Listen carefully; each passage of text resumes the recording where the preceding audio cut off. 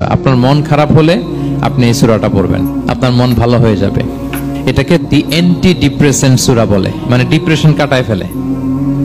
আমাদের এরকম অনেক সময় হয় না যে হতাশ, দেয়ালে পিঠ ঠেকে গেছে, কোনো বের হওয়ার রাস্তা নাই, কই যাব, কোথাও সফলতা নাই, সবাই আমাকে ভুল বুঝতেছে, এরকম মাঝে মাঝে হয় না? আমাদের সবার লাইফে আপস এন্ড ডাউনস আছে।